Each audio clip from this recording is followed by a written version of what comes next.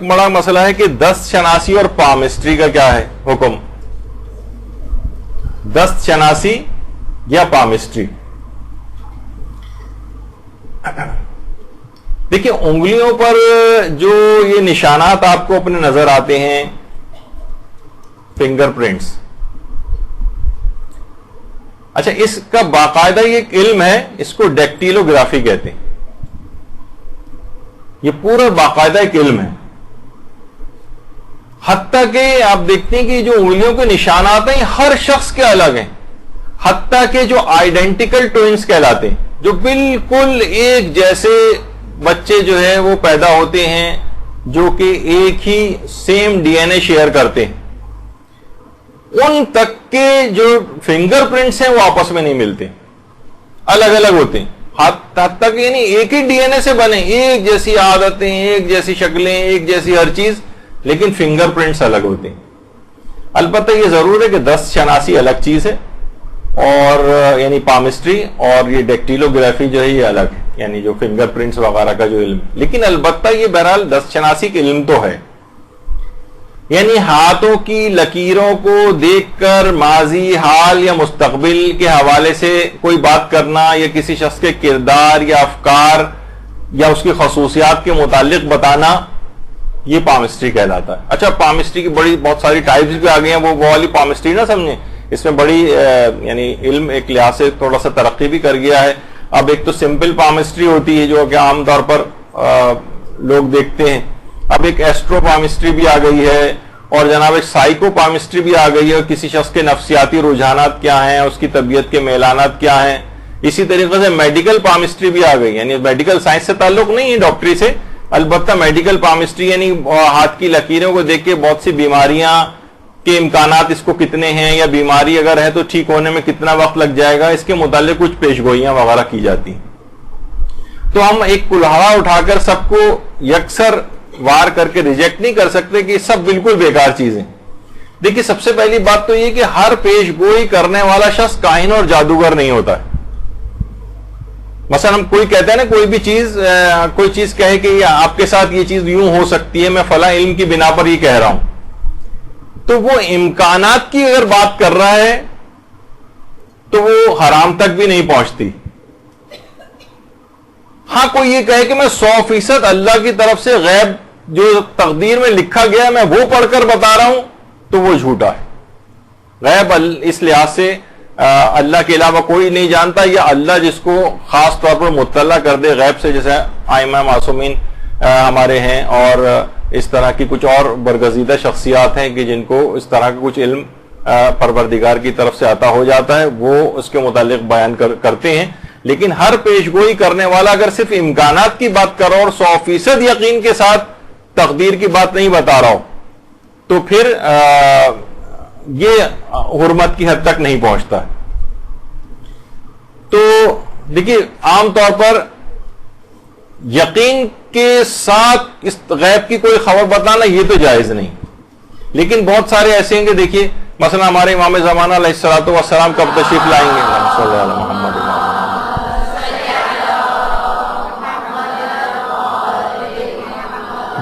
جو 100% طریقے سے وقت کو معین کر رہا ہو کہ یہ فلاں تاریخ کو فلاں دن امام تشریف لائیں گے، اسے جھٹلانے کا حکم ہے. 100% طریقے سے کیسے بتا رہے ہو؟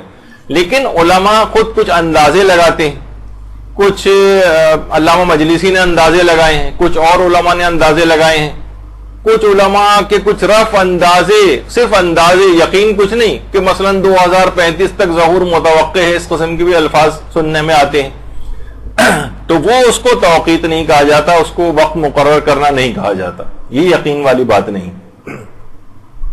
مثلا کتنا ہے کہ جناب یہ جو ویدر فور کاسٹ ہوتی ہے، کیا یہ حرام ہے؟ مثلا وہ کہتے ہیں کہ آئندہ دنوں میں بارش کا امکان ہے، وہ بھی کہتے ہیں بارش کا امکان ہے، 100% نہیں کہتے ہیں طوفان آئے گا نہیں آئے گا. ٹھیک ہے، باہر کی تو جو مغربی ممالک ہیں وہاں تو لوگ باہر نکلتے پہلے موسم وغیرہ کی تمام چیزیں دیکھتے ہیں، اور وہ اکثر و بیشتر صحیح بھی نکلتی ہیں. پاکستانی محکمہ موسمیات والا معاملہ وہاں پر نہیں ہے، لیکن بہرحال وہاں، لیکن وہ بھی 100% یقین سے یہ بات نہیں کہتے. تو کیا ہم یہ کہیں گے کہ یہ حرام کام کر رہے ہیں؟ بھائی کیسے مستقبل کی خبر دے رہے ہیں کہ بارش ہوگی، طوفان آئے گا؟ نہیں، امکانات کی بات ہے. جس طریقے سے کالے سیاہ بادل اگر کہیں پہ ہوں تو آپ بھی کہہ سکتی ہیں کہ بارش ہونے والی. تو کیا مطلب ہے؟ امکانات کی بات ہے نا, کیونکہ چاہے 99% ہو کہ بارش ہونے کا امکان ہے, لیکن آپ دیکھتے ہیں کبھی کبھار کالے سیاہ بادل بھی چھٹ جاتے ہیں اور یقینی بارش بھی نہیں ہو پاتی. تو امکانات کی حد تک یہ حرام کام نہیں ہے. اسی طریقے سے مثلا اسٹاک مارکیٹ ہے جناب, اس میں بھی پریڈکشنز کی جاتی ہیں, کب اسٹاک مارکیٹ کریش ہوگی, کب کیا ہوگا, کب اوپر جائے گی, کب نیچے آئے گی, لوگ اس کے مطابق انویسٹمنٹس کرتے ہیں. بعض اوقات سٹے بازی ہوتی ہے اس کے اندر, میں اس کی بات نہیں کر رہا کہ جوا اور حرام کی طرف, لیکن بہرحال کچھ اس طرح کی پیشن گوئیاں اس میں بھی کی جاتی ہیں. اسی طریقے سے ہماری میڈیکل سائنس کے اندر باقاعدہ ایک علم ہے پورا, اسے پروگنوسس کہتے ہیں. یعنی اندازے لگائے جاتے ہیں کہ یہ بیماری کتنے عرصے میں ٹھیک ہونے کے امکانات ہیں, یہ مریض کتنے دن اور چلے گا مثلا. تو ڈاکٹرز پریڈکٹ کرتے ہیں کہ بھائی آپ کے اس میں 3 مہینے رہ گئے ہیں. بہت سے لوگ عام طور پر جو ملتا ہے نا روایات میں کہ جو مسجد سہلہ کے اندر 2 رکعت نماز پڑھے گا تو اس کی عمر میں 2 سال کا اضافہ ہو جاتا ہے. اب لوگ بہت مذاق اڑاتے ہیں اس کا. آج کل ایک بہت بڑا ٹرینڈ ہو گیا, کوئی چیز ہمیں سمجھ میں نہیں آئی فوراً مذاق اڑانا شروع کر دیا. تو اس کا مطلب ہے کہ جو وہاں پر نماز پڑھاتا ہی آ رہا ہے پیشیما, اس کی عمر تو 1000 سال ہو جانی چاہیے. تو کتنی چیزیں ایسی ہیں دیکھیے, میں اس پہ ابھی نہیں جا رہا. یعنی یہ اس لحاظ سے امکانات کی بات ہوتی ہے اور اس کے ساتھ شرائط اور موانعات ہوتے ہیں عام طور پر. یعنی بس نہیں کہ اگر کوئی شخص صلہ رحمی کرتا ہے تو 3 سال کی عمر باقی رہ جاتی ہے, لیکن اس کی بڑھا کر پروردگار اس کی عمر 30 سال کر دیتا ہے. تو جو مستقل صلہ رحمی کرتا ہو تو 2-3 ہزار سال کم سے کم اس کی عمر ہو جانی چاہیے اور مرنا نہیں چاہیے تھا اس کو. تو یہ بہت سی چیزیں ایسی ہیں.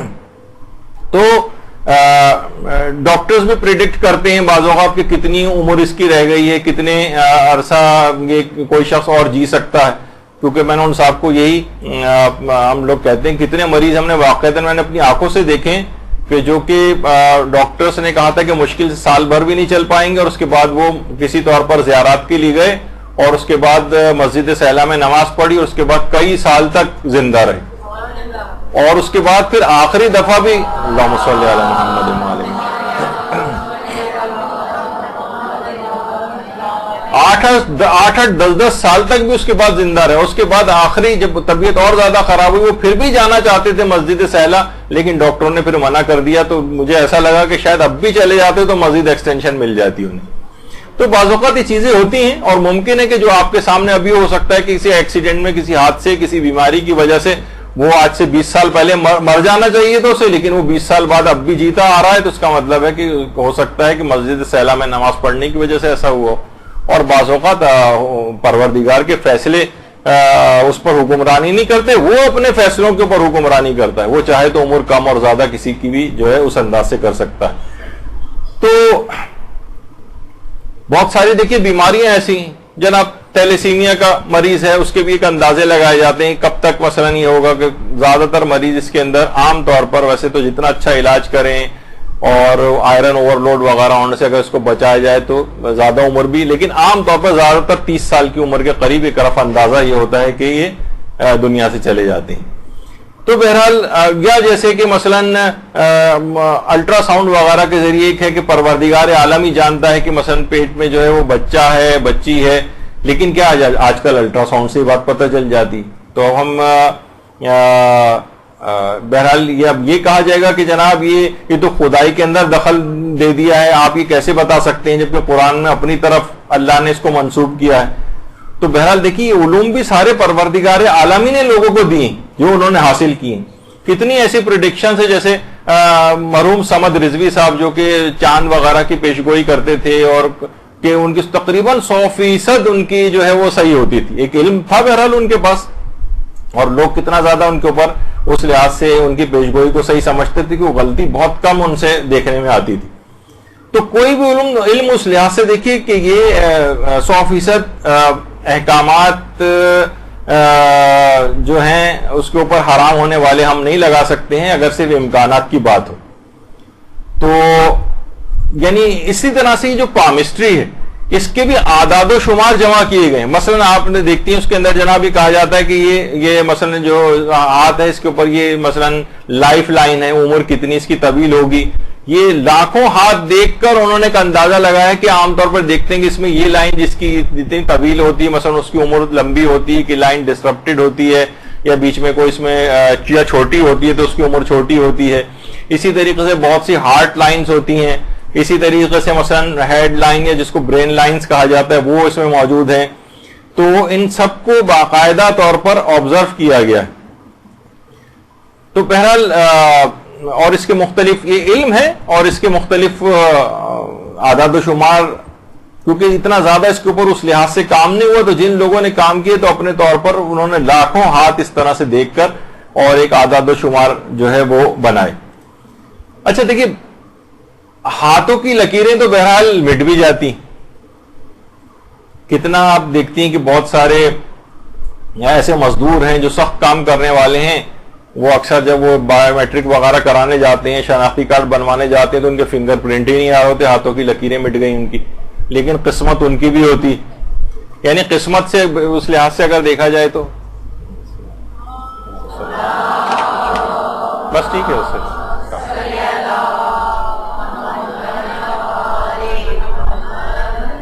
تو بہرحال اس لحاظ سے اگر آپ دیکھیں تو ان کے بھی فنگر پرنٹس بھی مٹ گئے ہیں. بہت سی گھر میں خواتین جو بڑے اہتمام سے جھاڑو پوچھا کرتی ہیں، آج کل تو خواتین اس کاموں سے بہرحال دور ہو گئی ہیں، لیکن یہ کہ مثلا برتن مانج رہی ہیں، کچھ کر رہی ہیں، ان کے بھی فنگر پرنٹس ہاتھوں کے مٹ جاتے ہیں. اور ایسے بھی افراد ہوتے ہیں کہ جن کے ہاتھ ہی نہیں ہوتے، تب بھی ان کی قسمت ہوتی. تو بہرحال قسمت سے اس لحاظ سے کوئی اس کا 100% تعلق نہیں ہے. اچھا، اب بہرحال لیکن یہ علم کے طور پر بھی ہے، اور اس علم سے حتیٰ کہ اگر کوئی شخص دست شناسی کر رہا ہے اور صرف امکانات کی بات کرتا ہے، یقینی خبر نہیں دیتا، تو مراجع نے اس پہ استفتاءات بھی ان کے موجود ہیں، حتیٰ کہ دست شناسی سے اگر وہ کوئی کمائی بھی کر رہا ہے تو اس کو بھی جائز قرار دیا. لیکن صرف امکانات کی حد تک بات ہو، یقینی طور پر اللہ کی طرف سے کوئی یقینی طور پر قسمت بتانا، یہ سب نہیں ہونا چاہیے. اچھا، اسی طرح سے آیت اللہ حافظ بشیر نجفی سے جب بھی پوچھا گیا دست شناسی کے متعلق آپ بتائیے کہ آپ کی کیا رائے ہے. کچھ لوگ ایسا کر کے پیسہ بھی کماتے ہیں، جو آدمی پیسے دے کر ایسا کرواتے ہیں، ان دونوں کا حکم کیا ہے؟ یعنی اس کا ہاتھ دیکھنا اور پیسے کمانا، اور ان کا پیسے دینا اور ہاتھ دکھانا. جواب بے اس میں سبحانہ ہو جائز، یعنی ویسے جائز ہے اس لحاظ سے اگر دیکھا جائے تو انہوں نے بھی فتویٰ دیا. اور بہرحال اس کو قرۃ الکف کہا جاتا ہے، یعنی ہاتھ کا پڑھنا. البتہ دیکھیے، یہ جو علوم ہیں ان کے لیے کوئی قرآنی یا احادیث کے اندر کوئی نص صحیح نہیں پائی جاتی. یعنی اس پامسٹری کا مکمل سائنسی ہونا ثابت نہیں، صرف اندازے ہیں. اور علماء فرماتے ہیں کہ اس سے انسان عام طور پر وہم میں زیادہ مبتلا ہو جاتا ہے. کیونکہ دیکھیے بہت سی چیزیں ایسی ہیں، کچھ جیسے خوابوں کی تعبیر پہ ایک دفعہ ہم نے یہاں پر ایک لیکچر لیا تھا، تو اس میں مختلف علماء نے کچھ خوابوں کی تعبیر بتائی تھی. مثلا اس میں ایک خواب ہے، یہ ہوتا ہے کہ جناب اگر کوئی شخص خواب میں دیکھے کہ اس کی شادی ہو رہی ہے تو اس کی تعبیر یہ ہے کہ اس کی موت قریب ہے. اچھا، اب میں نے بھی ظاہر آیت اللہ دستغیب شیرازی اور ان کے حوالے سے بیان کر دیا تھا. بعد میں خاتون ان کا روتے پیٹتے جو ہے نا فون آیا، ان کے گھر والے بھی پریشان، پتہ چلا کہ انہوں نے چند دن پہلے یہ والا خواب دیکھا تھا کہ خواب میں دلہن بنی ہوئی ہے مثلا. تو بہت سی چیزیں دیکھیے صرف امکانات کی حد تک بات ہوتی، یہ نہیں کہ 100% کوئی یقین رکھ کر اس کے اوپر جو ہے اس انداز سے، کیونکہ یہ جو علوم ہیں سارے، جیسے یہ دست شناسی ہے، تو ان میں کوئی لاجک یا کوئی عقلی کوئی ریزننگ وغیرہ نہیں ہوتی، اس میں کوئی عقلی معیار نہیں، لہٰذا ہم اس پر یقین نہیں کر سکتے. اور عام طور پر یہ دیکھا گیا کہ جو افراد ان چیزوں کو بہت زیادہ یقین رکھتے ہیں وہ بہت زیادہ وہمی ہو جاتے ہیں، نفسیاتی ہو جاتے ہیں. تو بطور کھیل میں ویسی ہاتھ دکھانا، انٹرٹینمنٹ کے لیے ایسی آپ بیٹھ گئے اور کوئی ماہر ہے وہ اگر یعنی بطور علم کوئی حاصل کیے، جیسے ہمارے برادر محترم وسیم امام صاحب ہیں، ان کا ایک الگ سے ایک انٹرسٹ ہے اس کے اندر، مثلا پامسٹری وغیرہ میں. تو اگر کوئی ویسی کہ اگرچہ وہ یقینی طور پر کوئی اس طرح کی پیش گوئی نہیں کرتے، لیکن بہت سی چیزیں جو ہیں اس کی وہ جانتے ہیں مثلا، تو لیکن اس میں شریعت کا بہرحال اس میں خیال رکھنا چاہیے. عام طور پہ ہوتا ہے کہ یہ نہیں کہ انٹرٹینمنٹ کے طور پر ہم نے کہا کہ جائز ہے کچھ نہیں، تو بہت سی خواتین نامحرموں کے ہاتھ میں اپنا ہاتھ دے کے ذرا دیکھیے، بہت سے بیٹھے ہوتے ہیں فوراً ہاتھ پکڑ کے دیکھنا شروع کر دیتے ہیں. یہ اس کے اندر حرام کوئی پہلو نہیں ہونا چاہیے، نہ کوئی یقینی طور پر کوئی چیز ان کو بتانی چاہیے کہ 100% ایسے ہی ہوگا. تو آیت اللہ سیستانی فرماتے ہیں کہ 10 شناسوں کی دی ہوئی جو معلومات ہیں ان کی کوئی حیثیت نہیں، لہذا یقین کے ساتھ ان غیبی خبریں جو وہ دیتے ہیں اس کی اطلاع یقین کے ساتھ دینی بھی جائز نہیں، اور ان کی بات پر یقین رکھتے ہوئے کہ 100% یہ آدمی صحیح کہہ رہا ہے، اس سلسلے میں اقدامات کرنے بھی جائز نہیں، سوائے اس کے کہ کوئی عقلی اور منطقی حوالہ اس سلسلے میں موجود، یعنی کوئی عقلی اور منطقی کوئی ریزننگ والی بات ہو تو ایک الگ بات ہے، لیکن ویسے عام طور پر کہتے ہیں ان چیزوں کی کوئی اس لحاظ سے حیثیت نہیں، نہ ان کی معلومات کا کوئی یقینی طور پر کوئی فائدہ آپ کو ملتا ہے۔ اور دیکھیے 10 شناسی اس میں آپ پڑھنے کی آپ کو کیا ضرورت ہے؟ شناسی کے لفظ آپ کو اتنا زیادہ اگر پسند ہے تو علماء کہتے ہیں کہ آپ اسلام شناسی پڑھیے، ٹھیک ہے، اور جناب دشمن شناسی سیکھیے، شیطان اور مختلف طریقے سے دشمن کیسے کیسے ہمارے ساتھ جو ہے وہ کھیل کھیلتا ہے، اس کے دشمنوں کے ہتھ کنڈے باقاعدہ علم کے طور پر ایران میں بطور سبجیکٹ پڑھایا جا رہا ہے دشمن شناسی، اس کو پڑھیے آپ 10 شناسی کے بجائے۔ سیرت شناسی پڑھیے، سیرت شناسی حاصل کیجئے، یعنی آئمہ معصومین کی سیرت، ان کے اصحاب کی سیرت، ان کے متعلق دقت سے، نہ صرف یہ کہ اس قسم کی کتابیں بازار سے اگر خرید کر لے کر آئیں۔ تو بہرحال دیکھیے اگر یقینی طور پر یوں وہ چیز حاصل نہیں ہو سکتی، کیونکہ بہرحال ایک عقیدہ ہمارا عقیدہ بدا بھی کہلاتا ہے کہ اللہ اپنے فیصلے تبدیل بھی کر دیتا ہے، یحم اللہ ما یشاء و یثبت، تو یقینی طور پر تو ویسے بھی کوئی شخص ان چیزوں کی علم نہیں رکھ سکتا۔ برحمتك يا أرحم الراحمين وصلى الله على محمد وآله الطاهرين۔